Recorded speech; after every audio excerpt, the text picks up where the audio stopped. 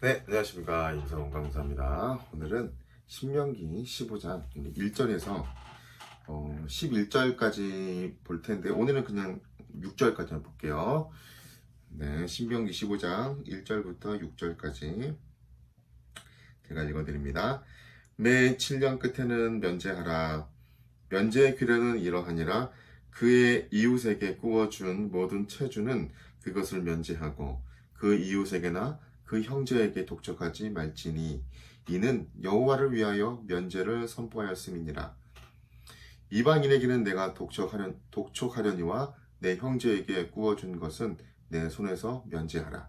내가 만일 내 하나님 여호와의 말씀을 듣고 내가 오늘 내게 내리는 그 명령을 다 지켜 행하면 내 하나님 여호와께서 내게 기업으로 주신 땅에서 내가 반드시 복을 받으리니 너희 중에 가난한 자가 없으리라.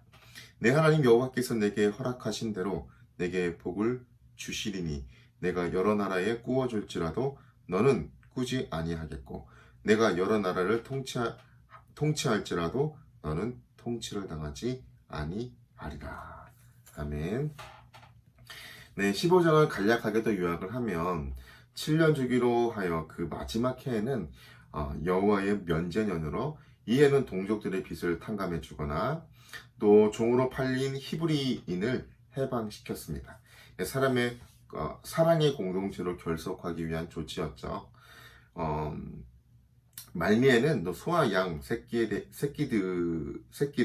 하나님께 바쳐 출애굽 당시 이스라엘 장자들과 초태생들을 살려주신 은혜를 기억하게 하는 규례가 소개되어 있습니다. 네. 자, 오늘의 말씀을 들어가기 전에 혹시 여러분은 국부론에 대해서 알고 계십니까? 네. 아담 스미스라는 사람이 있었습니다. 이 사람은 그 당시에 철학책으로 한 가지 책을 썼습니다. 그 책에는요, 그때 당시의 사회상도 반영하고 있는데, 영국이라는 나라인데 18세기 산업혁명이 일어났을 때 영국에는 귀족이나 사회 지성인 또 엘리트들이죠. 이분들은 늘상 어떤 사회적 특권을 누리기 때문에 책임을 다했습니다. 그래서 그를 로블리스 오블리제라고 했습니다. 내가 특권을 누리는 만큼 책임을 지는 거죠. 그래서 그들은 전쟁이 나거나 그러면 가장 먼저 전쟁에 뛰어들었습니다. 그래서 영국에서 귀족들이 인정받고 또 왕족들도 인정받는 이유들이 그런 부분이 있어. 허울뿐이 왕족이라 할지라도 인정받는 이유들은 그런 로블리스 오블리제, 내가 특권을 누리는 만큼 귀족으로서 내가 책임을 다하는, 사회적 책임을 다한다. 그런 게 이제 그 밑바탕에 깔려 있는 거죠. 그래서 2차 세계대전 때 영국이 굉장히 큰 위기가 있었답니다. 그 위기가 뭐였냐면 여러 가지 건물이 파괴되고 도로가 파괴되고 이런 사람들이 많이 죽고 이런 것도 있었지만 그 사회를 지탱하는 엘리트들이 옥스퍼드 학생들과 캠브리지 학생들이 다 전쟁에 나가서 전사했답니다. 그래서 옥스퍼드 같은 데 가면 학생들의 이름이 다 이렇게 써 있어요. 어떤 데는 그냥 어떤 학교는 돈 많이 내고 학교에 기금 많이 한 그 사람 이름들이 써 있기도 하지만, 네, 옥스퍼드나 이런 데는 나라를 위해 희생했던 그 엘리트들의 이름들이 써 있어요. 그러니까 사회적 특권을 누리는 만큼 책임을 다한 아주 멋있는 모습이죠. 오블리스 로블리제. 그런데 이런 오블리스 로블리제가 만연히 있고 그 땅을 지탱해온 어찌 보면 그런 엘리트들의 정신적 근간인데 그걸 뒤흔드는 집단들이 이제 나타난 거죠. 그 집단은 오직 이익밖에는 생각하지 않습니다. 오직 이익입니다. 오직 이윤을 추구하고요. 네, 그 집단 누군지 아시죠? 그렇습니다. 바로 그 집단이 부르주아였습니다. 부르주아가 오직 이익만 추구함으로써 사회적 책임을 하지 않았어요. 소외당한 사람들이나 돌보지도 않았어요. 그냥 자기들 이익만 추구했어요. 그래서 18세기 초 이제 찰스 디킨슨 작품들, 올리버 트위스트나 그레이트 익스펙테이션, 위대한 유산 같은 작품들을 보면요, 그런 내용들이 많이 나와요. 어린아이들이 고아원에 이렇게 가고, 조지 밀러 지금 고아들이 많이 발생하는 이유들이 다 이제 노동법이나 이런 게 제대로 돼 있지 않으니까 이제 자녀들을 내버려 두고 그냥 다 일만 하는 거잖아요. 그때 뭐 그런 게 있었겠어요. 그래서 그때 당시 영국의 평균 수명이 34, 35이었답니다. 그 이유가 이런 하루 16시간, 17시간씩 막 일을 하고 뭐 어떤 분 말처럼 뭐 일주일에 69시간 이상씩 뭐 일을 하고 3살, 4살짜리 이 고사리 같은 손으로요, 석탄 캐는, 그 맨체스터 같은 데서, 맨체스터 유나이티드 그 팀도 그 석탄 캐는 광부들이 만든 팀이었거든요. 지금 엄청나지만. 그런데 가서 이제 석탄을 캐고 해가지고, 폐병이 걸려가지고, 그냥 어린 아이들도 많이 죽고요. 진짜 그 많이, 진짜 그 참, 안타까웠던 그런 때죠. 그래서 진짜 많은 사람들이 많이 죽고 그랬어요.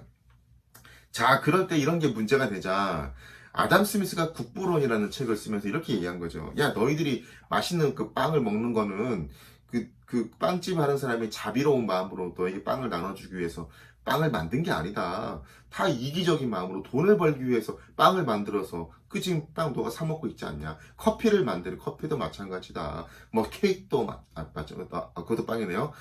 네, 뭐 또 뭐 있을까? 생선도 마찬가지다. 뭐 아무튼 뭐 이 모든 것들이 다 어떤 이익을 위해서 개인적인 이익을 위해서 하는 거지 그게 자비로운 마음으로 하는 건 아니다. 그런데 이게 그냥 내버려 두면 돌고 돌고 돌아서 결국은 국가가 부강해진다. 그러니까 내버려 둬라. 그게 바로 이제 국부론이거든요. 핵심을 이야기한다면. 그래서 그냥 내버려 두면 국가가 부강해지기 때문에 그 뭘 하지 마라. 그거예요. 근데 사실은 이제 그렇게 되면 어떤 독점이 생기고 뭐 이제 어떤 기득권이 생길 수 있어요. 그래서 그거에 대해서 이제 사실은 아담 스미스도 도덕감정론이라는 책에서 독점 이걸 방지해야 된다라고 이제 이런 이야기들은 해요. 근데 이거는 쏙 들어가고 이제 그런 쪽만 이야기가 된 거죠.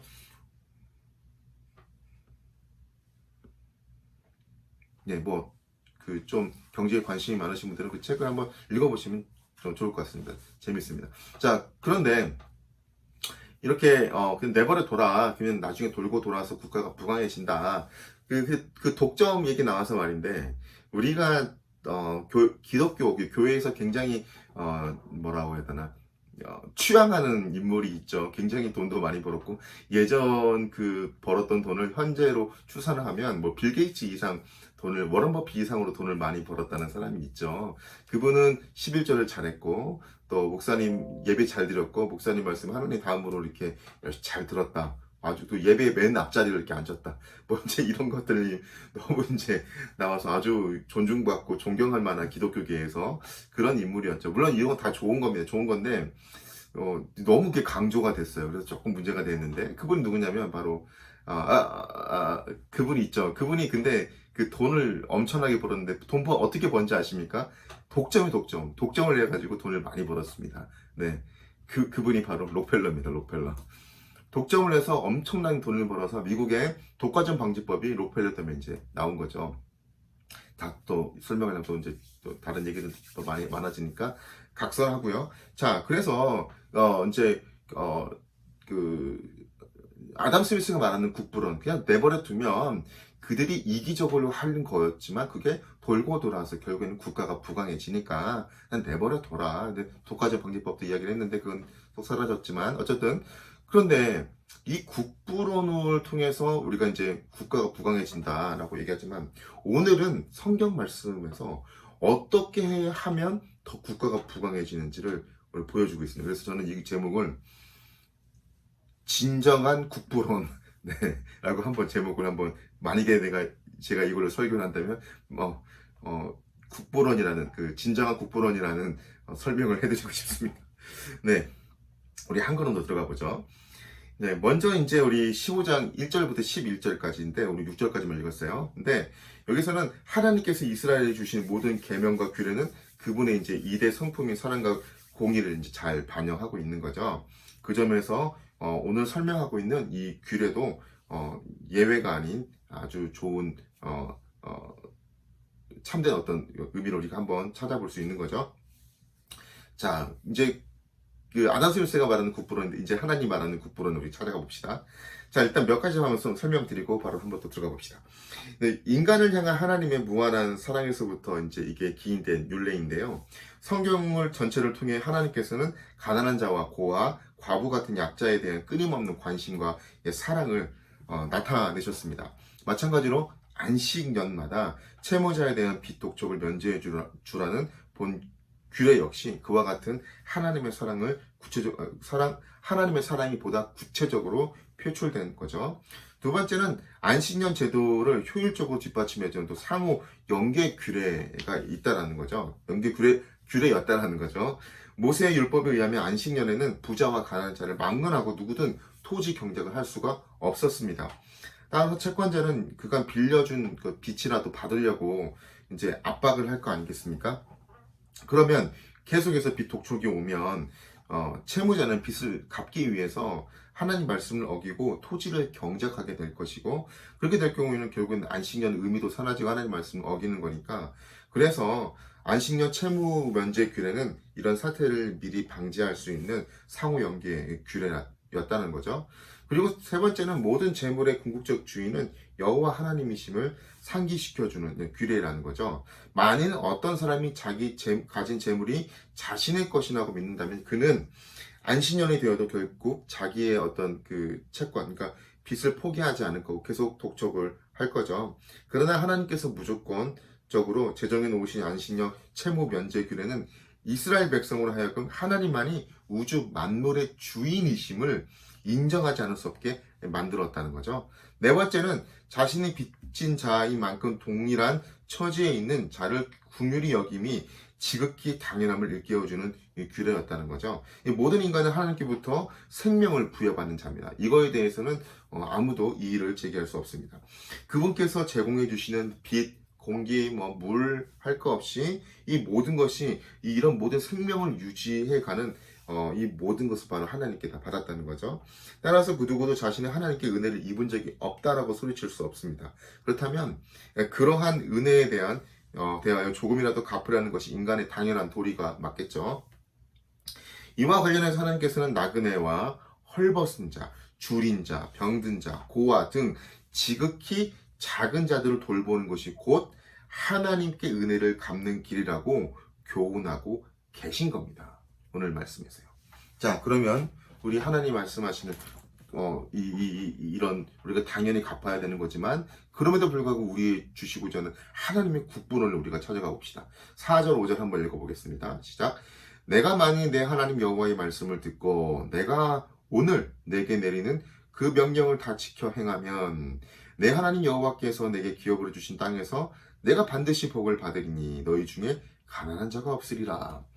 자, 하나님의 이 말씀을 지켜서 이제 면제를 선포했는데 이걸 지키면은 하나님께서 복을 주신대요. 그리고 그 땅 너희 중에는 이제 더 이상 가난한 자가 없게 하겠대요. 사실은 이제 하나님께서 약속한 가나안 복지, 가나안 약속의 땅 가나안이잖아요. 하나님이 젖과 꿀이 흐르겠다고 그러니까 하나님의 통치가 있고 하나님께서 주신 젖과 꿀이 흐르는 그 땅에 가는데 거기 더 이상 가난이 있으면 안 된다는 하나님의 의지가 드러나잖아요. 그런데 이걸 지키니까 복이 있을 거고 가난한 자가 없다고 합니다. 그리고 결정적으로 6절 같이 읽겠습니다. 내 하나님 여호와께서 내게 허락하신 대로 내게 복을 주시리니 내가 여러 나라에 구워 줄지라도 너는 꾸이지 아니하겠고 내가 여러 나라를 통치할지라도 너는 통치를 당하지 아니하리라. 와, 여기 진짜 진정한 국부론이 나왔습니다. 보십시오. 말씀을 지켰는데 복을 주시는데 어떤 복이냐면 내가 여러 나라를 구워줄지라도, 그 말씀을 지키는 한 개인일 수도 있지만 이스라엘 전체일 수도 있는 거죠. 그 말씀을 순종하는 이스라엘에게 주신 규례니까. 그런데 그는 내가 여러 나라, 한 나라도 아니에요. 여러 나라에 구워준대요. 옆에 나라, 작은 나라, 뭐 어떤 나라, 이게 아니에요. 다 구워준대요. 그쵸? 근데 너는 꾸이지 않겠다. 너는 빌리지 않는다. 너는 빚을 지지 않는다. 너는 빚을 줘서 다 빌려주겠지만 너는 빚을 지지 않는다. 경제적으로 탄탄한 나라가 될 것이다라는 거죠. 두 번째, 내가 여러 나라를 통치할지라도, 여러 나라를 다스린대요. 뭐 식민지처럼 어떤 여러 나라를 다스린대요. 멋있네요. 여러 나라를 다스리는데 너는 통치를 당하지 않겠다. 우와, 그럼 이거는 다른 한편으로는 군사적으로 엄청나게 강국이라는 거네요. 경제적 강국과 군사적 강국이 동시에 일어나는, 이게 진짜 국부론이네요. 와, 그러면 그 이 말씀을, 이 원인을 찾아가 보죠. 그러면 하나님께서 하신 말씀은 어떤 걸 지키면 된다고 하시나요? 우리 이제 앞절을 읽었으니까 우리 조금 더 뒤로 가보죠. 7절. 내 하나님 여호와께서 내게 주신 땅 어느 성읍에 있을 때 가난한 형제가 너와 함께 거주하거든. 그 가난한 형제에게 내 마음을 완악하게 하지 말며 내 손에 움킨 것을 움켜주지 말고, 내 손에 움켜주지 말고 반드시 내 손을 그에게 펴서 그에게 필요한 대로 쓸 것을 넉넉히 구워주라. 넉넉히 구워주라 그러네요. 그리고 10절 갑시다. 반드시 9절. 악한 생각을 품지 말라. 곧 이르기를 일곱째 해 면제날이 가까웠다고 하고 내 궁핍한 형제를 악한 눈으로 바라보며 아무것도 주지 아니하면 그가 너를 여호와께 호소하리니 그 내가 죄가 천천히 읽겠습니다. 바라보며 아무것도 주지 아니하면 그가 너를 여호와께 호소하리니 그것이 내게 죄가 되리라. 그러니까 이제 안식이 다가온다고 해서 줄 노임을 주지 않는다거나 근로자에게 임금을 주지 않는다거나 그러면 이제 안 된다는 거죠. 자, 지금도 그런 사람들이 있습니다. 지금도 건설 현장 이런 데 가면 또 돈은 안 줘요. 일한 만큼 돈을 안 줘요. 그분들 이 말씀을 읽을 때마다 참 두려워요. 어떻게 이걸 감당하려고. 자기들 주변에 다 그렇게 하니까 나도 그렇게 하는 게 뭐 괜찮겠지라고 할 수도 있겠지만 이거 어떻게 감당할지는 모르겠어요. 자, 10절. 너는 반드시 그에게 줄 것이요 줄 때는 아끼는 마음을 품지 말 것이라. 이로 말미암아 내 하나님 여호와께서 내가 하는 모든 일과 내 손에 닿는 모든 일에 내게 복을 주시리라. 복을 주신대요. 11절. 땅에는 언제든지 가난한 자가 그치지 아니하겠으므로 내가 내게 명령하여 이르노니 너는 반드시 내 땅 안에 내 형제 중 곤란한 자와 궁핍한 자에게 내 손을 펼지니라. 사랑하는 여러분, 결국은 우리가 전체를 읽어봤을 때 우리 주변에 가난하고 연약한 자, 고아, 과부 이런 자들을 도울 때 지금은 이 고아 과부를 어떻게 해석하면 좋을까요? 우리 주변에 있는 예수님을 모르는 자들, 그분들도 또 가난한 자일 수도 있고요. 또 이제 마음이 힘든 사람들, 또 정말 실제적으로 진짜 물질이 없어가지고 밥을 못 먹는다거나, 요즘도 그 소년소녀 가장들도 있고 하니까요. 굿네이버스나 기아대책 이런 데에서는 지금도 계속 하고 있죠. 이런 가난한 자들에 대해서 손을 펼치면 하나님께서 복을 주시는데, 어떤 복을 주시냐면 내가 여러 나라의 돈을 구워주는데 너는 구우지 않는다. 내가 여러 나라를 통치하는데 너는 통치를 당하지 않는다. 진정한 국부론이에요. 진정한 나라 사랑은 주변의 가난한 이웃들을 돕고 섬기는 거겠네요. 네, 이게 하나님의 국부론입니다, 여러분. 그러면 아담 스미스의 국부론보다 훨씬 낫겠죠. 사실은 아담 스미스는 그게 철학책이었어요. 철학책으로 냈는데 그게 도리어 경제학 서적이 되어서 경제학의 아버지가 되었답니다. 아담 스미스. 예, 참 이름도 아담하고 스미스합니다. 네. 자, 하나님의 국부론은 정확합니다. 가난하고 연약한 자들을 우리가 도우면, 지금도 주변에 얼마나 많아요. 지금 소녀 가장들, 또 특별히 이제 저는 그 볼 때마다 너무 안타깝던데, 정말 저도 그 기아대책이나 좀 이런 데 좀 후원을 좀 하고 그랬었는데, 제가 이 전도사로서, 강도사로서 물질이 많이 없어가지고 많이는 못했지만 조금씩 해서 그냥 기아대책 이런데, 예, 우리나라에도 얼마나 가난하고 힘든 사람들이 많아요. 그 사람들이 그 손을 펼칠 때 하나님이 이런 복을 주신다니까요. 이거 진정한 우리나라에 부강하게 하는, 우리나라가 부강해지는 것이 바로 이거 아니겠습니까? 그러니까 우리 주변을 돌아봐야죠. 주변을 돌아보며 기도하며 우리가 섬길 수 있는 그 일을 해야죠. 우리가 할 수 있는 작은 일부터 우리가 실천을 해서 주변 이웃들을 또 하나님께 돌아오게 하고, 또 섬길 수 있는 섬기고, 후원할 수 있는 후원하고, 그래서 정말 진정한 하나님의 국부론이 나를 통해서, 우리 주변을 통해서 우리나라가 강해져서 정말 나라 사랑에 일조하는 그런 우리가 됐으면 좋겠습니다. 네, 제가 좀 이상한 말 했습니다. 자, 그럼 정리하겠습니다. 주변에 하나님 말씀대로 하나님의 진정한 국부론을 이루기 위해서 주변의 어려운 이웃들을 돕고 섬기는 우리가 되게 해달라고 한번 기도하겠습니다.